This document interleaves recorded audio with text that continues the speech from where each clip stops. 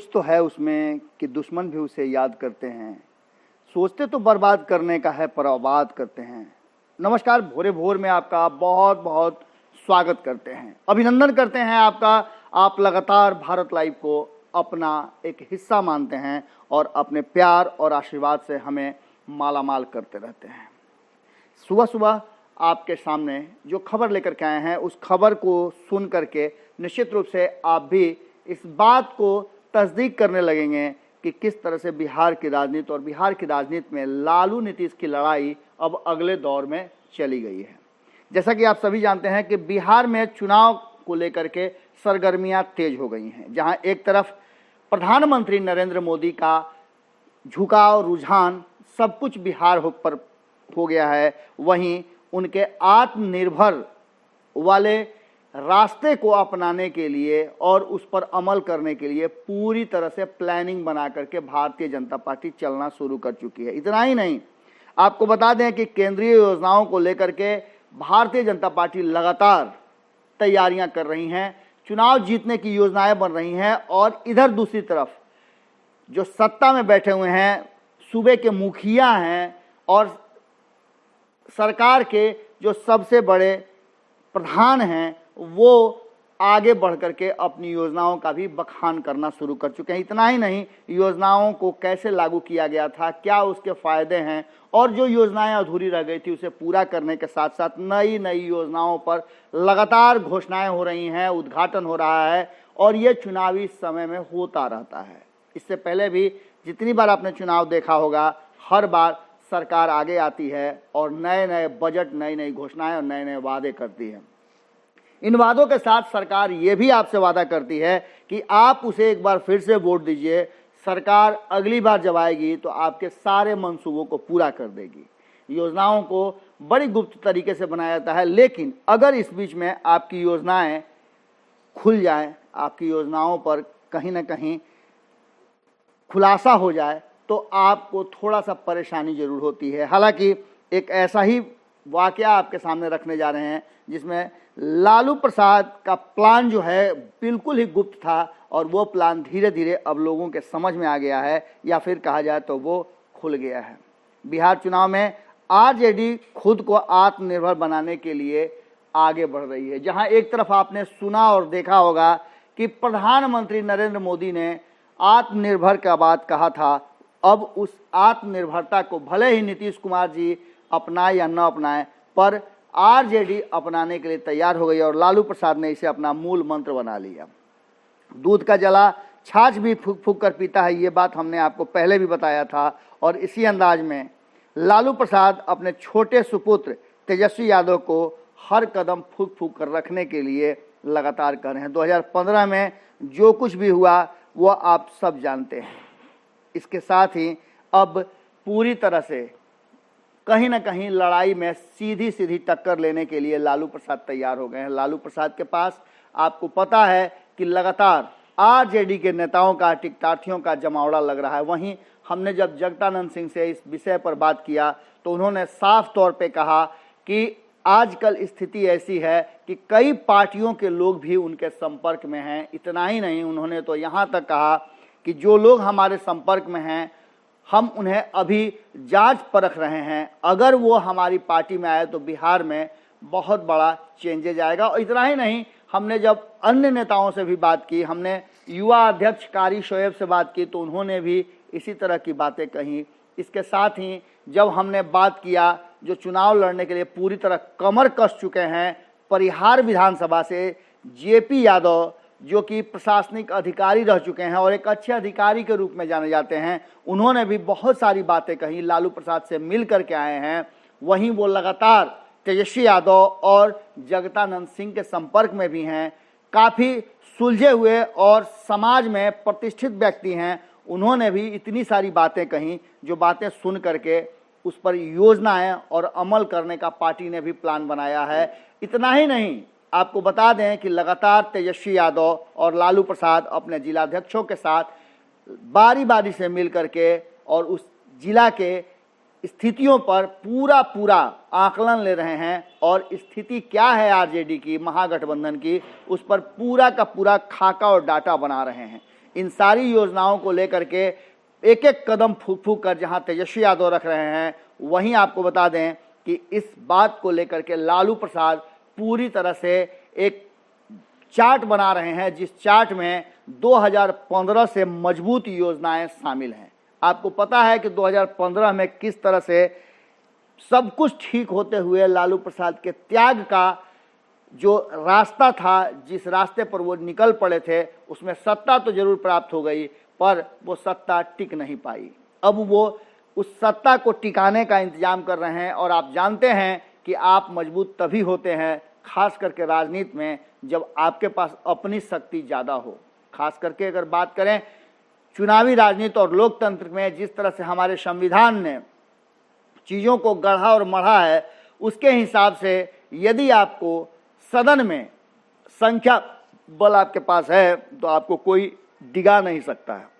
अगर संख्या बल में कमी है तो आप सत्ता की चाह रख कर के भी कुछ नहीं कर सकते हैं। पर जोड़ तोड़ की बातें भी बहुत सारी होती है और जोड़ तोड़ के लिए भी आपको अपने हिस्से का त्याग और अपने हिस्से की चीज़ें, आइडियोलॉजी जो भी आपका है वो बदल सकते हैं।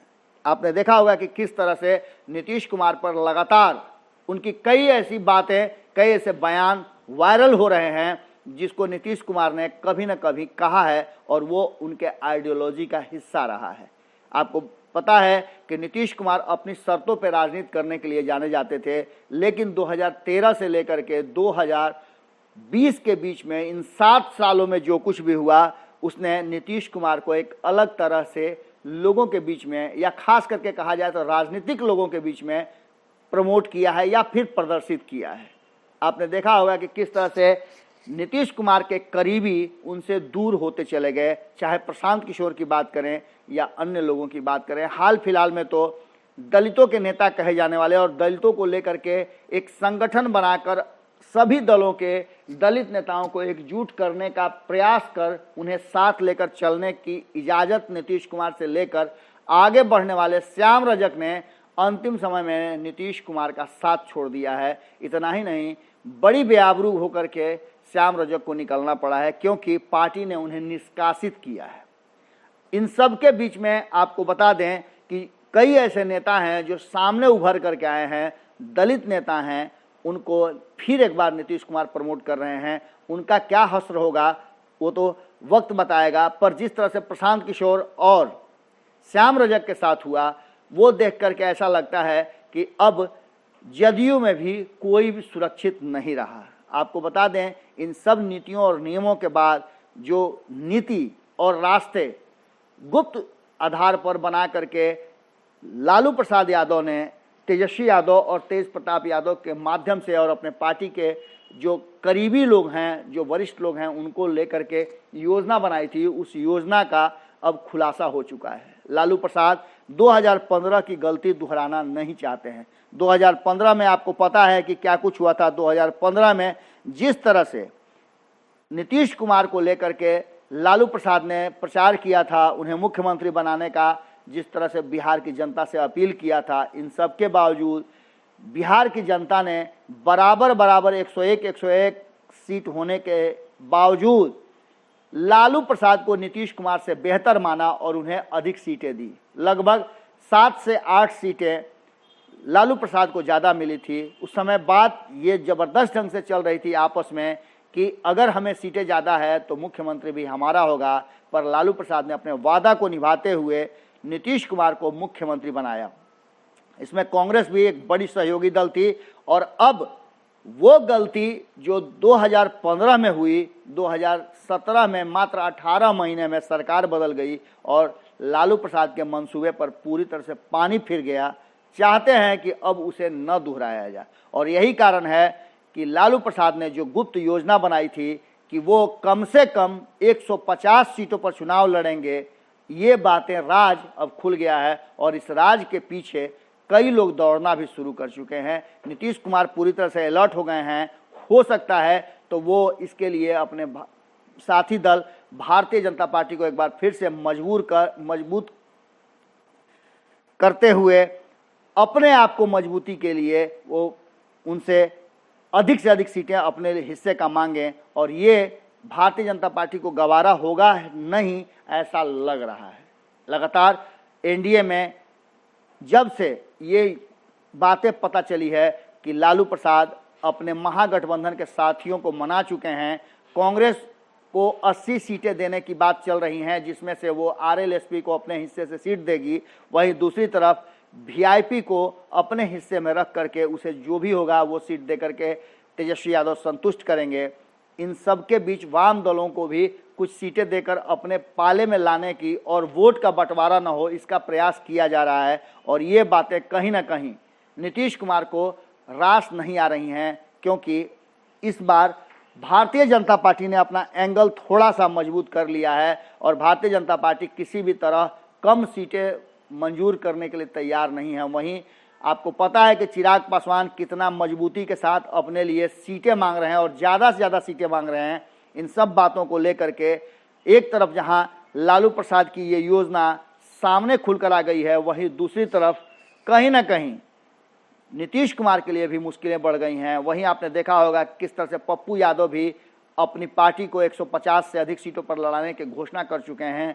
तीसरा मोर्चा अभी पूरी तरह से अस्तित्व में आया नहीं है, हालांकि प्रयास तो ज़बरदस्त चल रहा है। लेकिन एक बात तो तय नज़र आ रही है कि लालू प्रसाद से कम सीट पर नीतीश कुमार अगर लड़ते हैं तो पहली हार वो निश्चित रूप से महसूस करने लगेंगे, क्योंकि हमेशा लालू प्रसाद से आगे बढ़कर अपनी रणनीति और राजनीति करने के लिए नीतीश कुमार जाने जाते हैं। पर 2020 का चुनाव बहुत सारे समझौते और बहुत सारी बातें सामने लेकर के आएगा। एक चीज़ और हो सकती है कि एक लंबे समय और लंबी राजनीतिक जीवन में पहली बार नीतीश कुमार को भारतीय जनता पार्टी के सामने झुककर समझौता करना पड़े और इसके पीछे लालू प्रसाद की नीति और उस नीति का खुलासा होने के बावजूद अगर ऐसा होता है तो नीतीश कुमार निश्चित रूप से इस बार थोड़ा सा अपने आप को कमज़ोर जरूर महसूस कर रहे हैं, क्योंकि उन्हें बैसाखी का ज़रूरत है और वो बैसाखी भारतीय जनता पार्टी एलजेपी और आगे चल करके कहीं ना कहीं जीतन राम मांझी भी हो सकते हैं।